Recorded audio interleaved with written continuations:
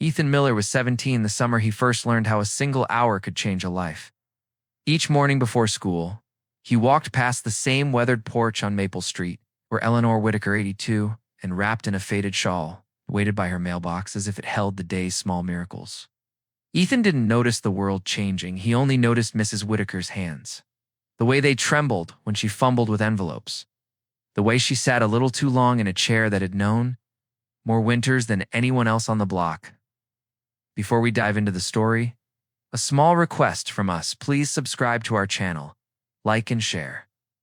We've put in a lot of effort and time to create this just for you, and we hope you'll enjoy it. Stay connected with us, and don't forget to hit that subscribe button. One rainy Tuesday, when the bus was late and Ethan had nowhere urgent to be, he stepped onto that porch and offered to carry her groceries. She smiled like someone who had misplaced hope and found it again in the shape of a young man's kindness. From that ordinary morning grew a quiet routine: Ethan sweeping her stoop, fixing a stubborn light bulb, bringing a jar of lemonade on scorching afternoons, returning overdue library books with a care that felt almost ceremonial. This is not a story built around grand gestures or public praise. It is built around small commitments, the habitual, the ordinary, that binds strangers into family. And as you watch, you'll realize how gently the world rearranges itself when one person decides to keep showing up, and quietly, consistently. Stay with Ethan as months become years. An ordinary kindness uncovers a secret no one on Maple Street imagined, truly changing. Ethan never planned to become a fixture in Eleanor Whitaker's life. Yet, as the weeks stretched into months, he found himself drawn back to that porch with a sense of responsibility he didn't fully understand. At first, it felt simple: sweeping the walkway, helping her sort through confusing mail, tightening a loose hinge on the back door. But soon, he began noticing the things she didn't say. Some days, Eleanor moved slowly, almost as if her body belonged to another era, one she hadn't entirely left behind. Other days, she seemed distracted, staring off toward the end of the street as if waiting for someone she'd no longer expected to return. Ethan would ask if everything was okay, and she'd smile, insisting she was just tired. But there was a weight beneath her voice, quiet heaviness that made him pause. Meanwhile, Ethan was fighting his own silent battles. His father worked long hours at the auto shop, often returning home drained and irritable. His mother juggled 2 part-time jobs, barely keeping their home running. Ethan felt like an afterthought in his own house, drifting through school, overwhelmed by responsibilities that felt too old for 17. Helping Eleanor was the only part of his day that gave him a sense of purpose, a feeling that he mattered. But with purpose came pressure. One Wednesday afternoon, he arrived to find her sitting at the kitchen table. Bills scattered across the surface like fallen leaves. Her hands trembled more than usual. She quietly confessed that she'd forgotten to pay her electricity bill 2 months in a row. The power company's notice lay in front of her, bold red print demanding immediate payment. Ethan felt an unexpected wave of worry. He wasn't sure what to do. He wasn't an adult. He didn't have money to spare. He didn't even have anyone he felt comfortable asking for advice. Still, he helped her organize the statements, calling the company, speaking on her behalf with a voice that wasn't quite steady. They arranged a payment plan, but the incident left Ethan unsettled. If she could forget something so important, what else was slipping through the cracks? As autumn settled in, the days grew shorter, and Eleanor's memory became more fragile. She sometimes repeated stories she had told the day before. Once, she placed her keys in the refrigerator and spent hours thinking she'd lost them outside. Another time, she forgot that Ethan had visited earlier and called him in a panic, asking him to stop by immediately. When he arrived, she looked ashamed, apologizing for being a bother, a phrase that struck him harder than she knew. Ethan was torn. He wanted to help. But he also felt the slow tightening of responsibility pulling him deeper into something he didn't fully understand. His grades started slipping. His teachers noticed he was distracted. At home, conversations grew tense when dinner was late or chores weren't done. His father once snapped at him for coming home past dark, demanding to know where he'd been. Ethan didn't know how to explain that he wasn't wasting time, that he had become someone's lifeline. He simply muttered an apology and retreated to his room. frustration burning in his chest. He wanted to help. Eleanor, he genuinely cared about her, but he couldn't shake the feeling that he was failing everyone else. Friends started drifting away, annoyed by his constant excuses. He felt caught between two worlds, neither one fully understanding the weight he carried. By winter, the conflict inside him was almost unbearable. Ethan knew something was wrong with Eleanor, something bigger than forgotten bills or misplaced keys. He also knew he wasn't equipped to carry it alone. Yet every time he considered stepping back, he'd remember the relief in her eyes when he walked through the door. And despite the exhaustion, the worry, and the confusion, he kept returning. Because deep down, Ethan believed that if he didn't show up, no one else would. Winter softened into a shy, early spring, and Maple Street slowly regained its color, but Ethan felt the tension inside him tightening with each passing week. Still, he kept showing up at Eleanor Whitaker's door, sometimes with a shy laugh, sometimes with a tired sigh, yet always with a quiet sense of duty. Their daily interactions became a rhythm he could count on, even when everything else felt unpredictable. Eleanor, despite her struggles, tried to maintain her warm, gracious presence. She would tell Ethan stories from her youth moments of joy, moments of adventure sometimes with such vivid detail that he'd forget her memory was slipping. Other times, she would hesitate mid-sentence, eyes clouding, as if pieces of her past had suddenly turned to mist. Ethan would gently encourage her, smiling softly, offering small cues to help her find her way back. And when she did, she'd let out a relieved breath, almost like a shy laugh, grateful she hadn't lost the entire thread. Their bond deepened in these moments. Ethan felt seen in a way he rarely felt at home. Eleanor would ask about his day, listening with genuine interest as he talked about school, his ambitions, and his uncertainty about the future. She'd nod thoughtfully, sometimes commenting with a warm, "Oh, that's wonderful," or an amused, "Ha ha, that sounds exactly like you," turning simple conversations into something meaningful. But the challenges around them kept building. One afternoon in late March, Ethan walked into her living room and froze. Eleanor was sitting on the floor, surrounded by open drawers, old letters, and scattered photographs. She looked up at him with confusion, whispering that she'd been trying to find something but had forgotten what. Her voice trembled as she admitted she didn't recognize some of the faces in the pictures. Ethan helped her clean up, making sure to keep his tone gentle, even though his heart was pounding. He didn't want her to feel embarrassed. As they sorted through the items, he noticed how frail she seemed. She leaned on him when rising from the floor, her breath slightly shaky. The sight filled him with both protectiveness and fear. At school, rumors began swirling. People whispered that Ethan was acting strange, disappearing during lunch breaks and avoiding social events. His friend Tyler joked one day, asking if Ethan had a secret girlfriend on Maple Street. Ethan forced a small laugh, but inside he felt a tightening, a mix of frustration and exhaustion. No one understood what he was dealing with. Meanwhile, Eleanor's condition became more unpredictable. Some mornings, she greeted Ethan cheerfully, offering him a cookie or a cup of tea.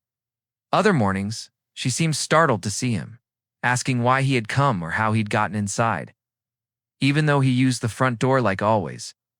These shifts left Ethan anxious, wondering what version of her he'd find each day.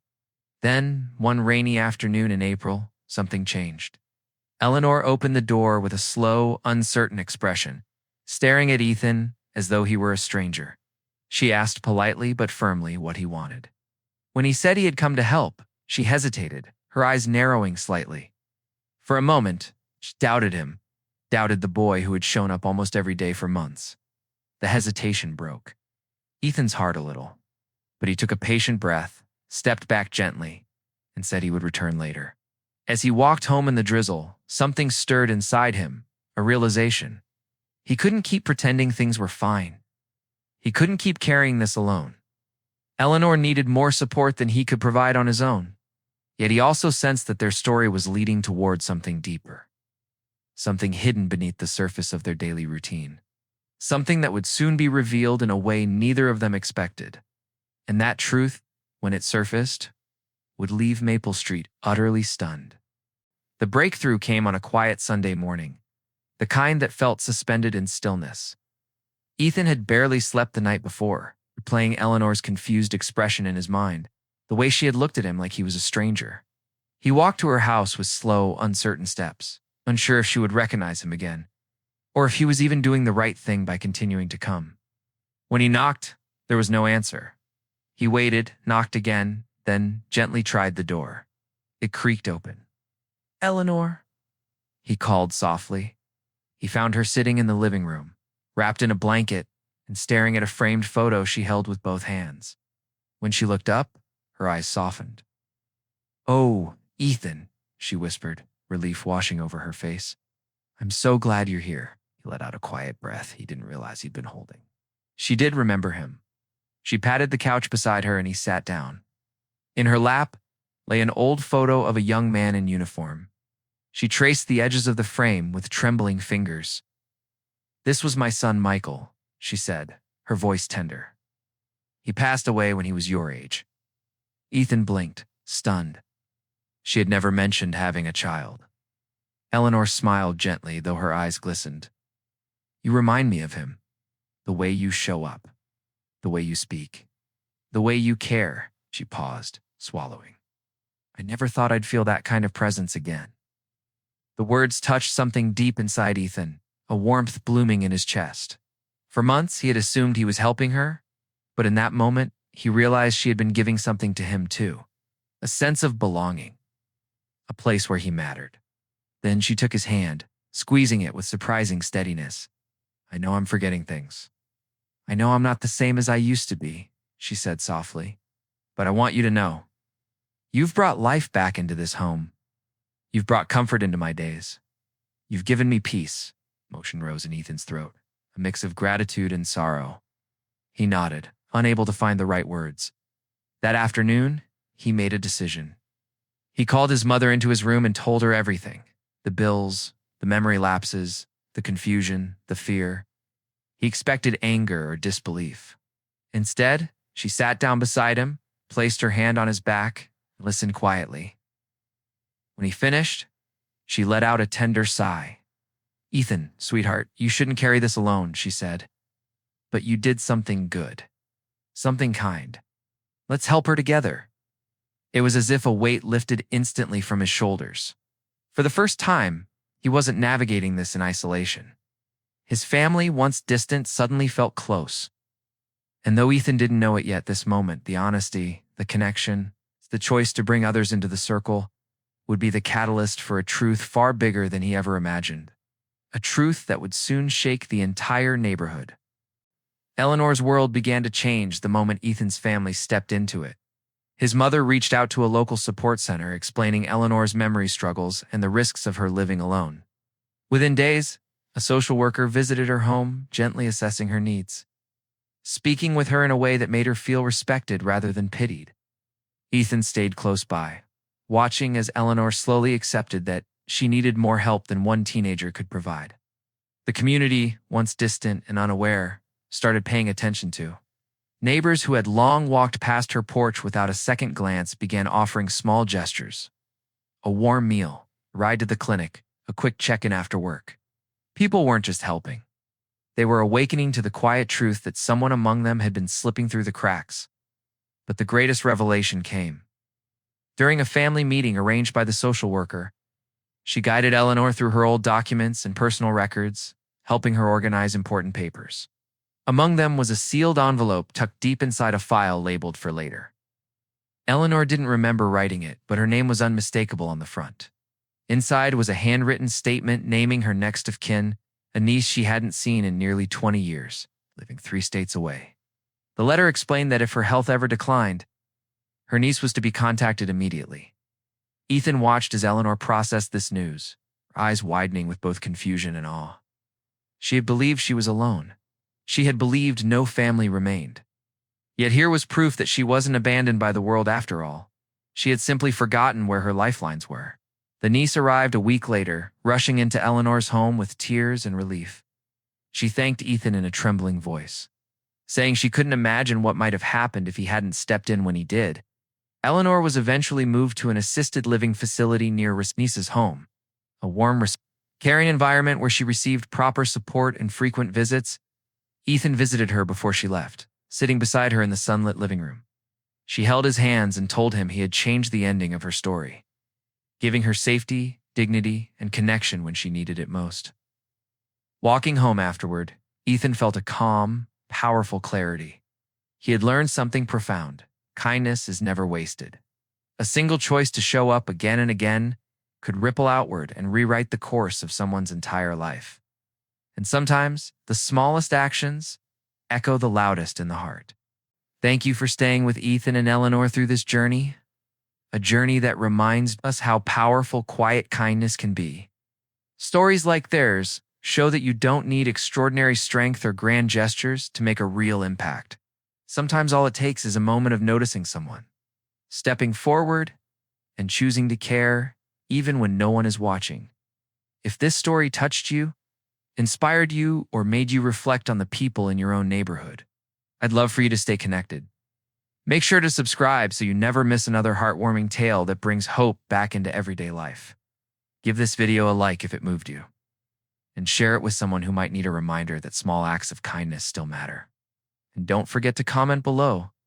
Tell us a moment when someone's simple compassion which made a lasting difference in your life. Thank you for being part of this community. Together, we can keep spreading stories that heal, uplift, and remind us of the goodness still shining quietly in the world.